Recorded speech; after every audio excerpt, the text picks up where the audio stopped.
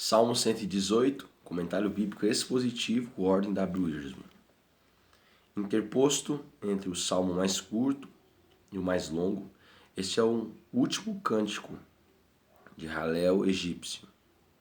É bem provável que seu contexto seja a consagração dos muros e portas restaurados de Jerusalém durante a festa dos tabernáculos, em 444 a.C., no tempo de Esdras e de Neemias. Os judeus que se encontravam em Jerusalém estavam cercados por inimigos que, a princípio, os ridicularizavam e, depois, ameaçaram atacá-los e interromper seu trabalho. Versículo 10 ao 14, Neemias 2, 19 e 20, Neemias 4, do 1 ao 9, Neemias 6, do 1 ao 9. O projeto de reconstrução levou 52 dias, e o relato dessa façanha causou espanto entre as nações. Versículo 15, 16, 23, 24, Neemias 6, 15, 16. O Salmo fala de portas, versículo 19 e 20, e de construção, versículo 22, e, sem dúvida, expressa a alegria do povo ao contemplar aquilo que o Senhor havia feito. As orações repetidas nos versículos 2 ao 4, 10 ao 12 e 15 ao 16 indicam que o salmo foi escrito para o culto público. Os pronomes na primeira pessoa do singular, nos versículos 5 a 21, referem-se à nação de Israel, não ao salmista. Porém, este salmo também traz uma mensagem para todos os crentes de todas as eras e lhes dá 4 instruções práticas. Primeira, dar graças ao Senhor em todo o tempo. Salmo 118, do versículo 1 ao 4. O salmo começa e termina com ações de graças. Versículo 1 ao 4, 28 e 29. Pois este é um dos propósitos dos salmos de aleluia. E vimos que essa declaração tripla anteriormente, Salmo 115, do 9 ao 11. A situação humana pode mudar uma porção de vezes, mas a bondade misericordiosa de Deus dura para sempre. Pois certo, a nação de Israel deveria louvar a Deus por todas as bênçãos e privilégios que o Senhor havia lhes concedido, Romanos 9, do 1 ao 5. A casa de Arão deveria agradecer a Deus pelo grande privilégio de servir no santuário junto do altar. Os que temem ao Senhor são todos os que fazem parte do povo fiel de Deus, quer judeus, quer gentios, os retos de coração, que obedecem fielmente à palavra de Deus e temem seu nome. O povo de Deus nos dias de hoje tem todas as bênçãos espirituais em Jesus Cristo, Efésios 1:3. E, sem dúvida, deve louvar o nome do Senhor. Segundo, confiar no Senhor em todas as crises. Salmo 118, do 5 ao 14. O Senhor é mencionado em todos os versículos deste parágrafo. Pois foi Ele quem protegeu Israel de seus inimigos e quem capacitou o povo a completar o trabalho nos momentos difíceis. Israel foi liberto do cativeiro em 537 a.C., versículo 5. E cerca de 50 mil judeus voltaram para Jerusalém sob a liderança do governador Zorobabel e do sumo sacerdote Josué. Êxodo capítulo 3 até o capítulo 6. Os judeus lançaram os alicerces do templo em 536 a.C., mas os governantes locais interferiram e as obras ficaram paradas de 536 a 520 a.C. As nações ao redor da cidade não queriam um Estado judeu restaurado naquela região, de modo que se opuseram tanto à reconstrução do templo quanto à fortificação da cidade. O trabalho foi retomado em 520 a.C. e o templo foi concluído e consagrado em 515 a.C. O povo aprendeu a confiar não em reis e príncipes, mas somente no Senhor. Versículo 8 e 9. Também aprenderam que, ainda que o inimigo os atacasse como abelhas, o Senhor lhes daria a vitória. Versículo 10 ao 12. Neemias teve uma experiência parecida quando chegou a Jerusalém em 444 a.C. e coordenou a reconstrução dos muros e a restauração das portas da cidade. Sabendo que a nação de Israel era um instrumento escolhido por Deus para abençoar o mundo, Satanás fez frente a essas obras e tentou destruir tanto o povo quanto sua cidade. Mas a coragem e a fé levaram Israel a um fim vitorioso. Versículos 5 ao 7. Hebreus 13, 6. A declaração no versículo 14 é bastante sugestiva.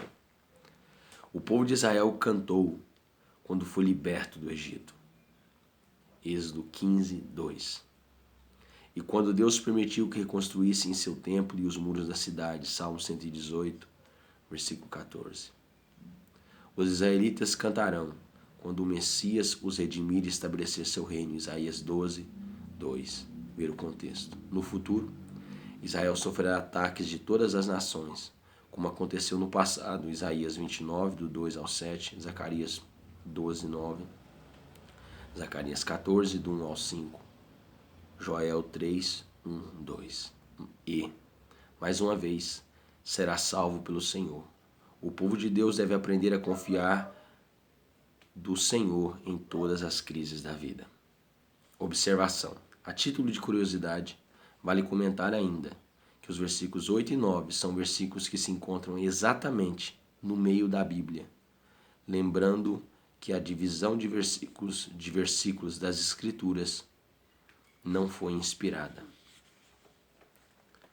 Terceiro, glorificar ao Senhor depois de cada vitória. Salmo 118, versículo 15 ao 21. Quando o muro foi consagrado, pode-se ouvir de longe o clamor de júbilo do povo. Neemias 12, 47. Fato mencionado pelo salmista, versículo 15 e 16. As tendas dos justos são as casas do povo de Israel, bem como suas habitações temporárias, durante a festa dos tabernáculos. Levíticos capítulo 23, do versículo 34 ao 44. O povo fez questão de dar ao Senhor toda a glória por aquilo que Israel havia feito na reconstrução da cidade. Apesar da disciplina dolorosa que Israel havia sofrido, a nação não pereceria. Versículo 17, versículo 18. Uma procissão festiva chega às portas da cidade, ver Salmo 24. Ou talvez os átrios do templo, Salmo 27, pois a comemoração envolvia a oferta de sacrifícios no altar. Havia oferta de sacrifícios no altar do templo. Uma das melhores formas de selar as bênçãos de Deus em nosso coração e de dar toda a glória a Ele é louvar publicamente e continuar louvando. Quarto, ver a presença do Senhor em todas as experiências. Salmo 118, versículo 22 ao 29. O povo judeu havia reconstruído o templo sob a liderança de Zorobabel e de Esdras, restaurado os muros e portas de Jerusalém sob a liderança de Neemias. Será que, no transcurso dessas atividades, encontraram uma grande pedra no meio dos escombros e rejeitaram só para descobrir mais tarde que era a pedra mais importante de todas? As nações gentias haviam desprezado e rejeitado Israel. Neemias 2, do 18 ao 20, Neemias 4, 1. Mas Deus os havia poupado a fim de concluírem o trabalho do qual os havia incumbido. Nas Escrituras, a pedra, ou rocha, é usada com frequência como figura do Senhor Deus. Salmo 18, 2, Salmo 18, 31, Salmo 18, 46, Gênesis 49, 24, Deuteronômio 32, 4, Deuteronômio 32, 15, versículo 18 e 30, 31. 2 Samuel 22, 2, 3, 32, 47. Isaías 17, 10. Isaías 26, 4. Isaías 30, 29. Isaías 33, 6. indicando particularmente o Messias. Isaías 8:14, Isaías 28:16, Daniel 2:34, 35, 45, Mateus 21:42 até o versículo 44, Marcos 12:10, Lucas 20:17, 18, Lucas 20, versículo 17, versículo 18, Atos 4:11, Romanos 9:32, 33, 1 Coríntios 10:4 e 1 Pedro 2, do 6 a 8. Pedro deixa claro que os líderes judeus, os construtores, rejeitaram o Messias, a pedra. Atos 4:11. E Cristo tornou-se para eles uma pedra de tropeço. Isaías 28:16, Romanos 9:32, 33. Porém, em sua morte, ressurreição e ascensão, Jesus Cristo tornou-se a pedra angular da igreja. O templo de Deus, unindo judeus e gentios em um só santuário. Efésios 2:19 e 22. Um dia Jesus voltará como pedra de julgamento e esmagará os reinos arrogantes deste mundo. Daniel 2:34, Daniel 2:44 e Daniel 2:45. Todo cristão pode usar os versículos 22 a 24 para louvar ao Senhor pela salvação oferecida em Cristo Jesus. A expressão salva-nos, Senhor.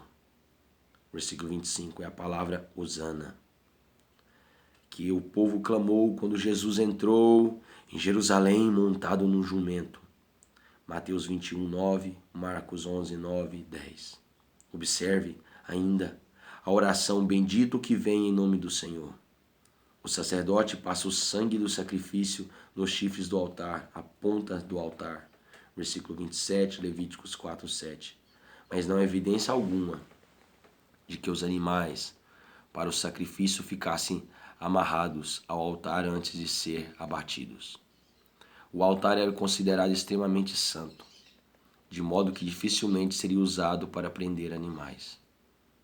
Alguns comentários sugerem que o animal amarrado era levado até o altar, onde os sacerdotes cortavam a garganta dele, coletavam o sangue e depois ofereciam tanto o animal quanto o sangue sobre o altar do Senhor. É evidente que cada sacrifício era um retrato da morte de Jesus Cristo, o Salvador do mundo. Em cada um dos 7 dias da festa do tabernáculo, os sacerdotes conduziam uma procissão ao redor do altar e, depois, ofereciam um holocausto. No 8º dia, porém, a procissão marchava 7 vezes ao redor do altar, e os sacerdotes ofereciam 7 sacrifícios. Podemos ver Jesus Cristo neste salmo, sua entrada triunfal, versículo 25, 26, sua rejeição, versículo 27, sua morte e ressurreição, versículo 17, e sua exaltação como pedra escolhida de Deus, versículo 22 e versículo 23. Talvez o versículo 24 faça uma alusão ao dia do Senhor, o dia da ressurreição, como o novo dia da nova criação que se tornou possível com a obra expiatória de Cristo. É importante ver Jesus Cristo em todas as experiências da vida, pois assim, essas experiências nos ajudarão a crescer na graça e a nos tornar mais semelhantes ao Salvador.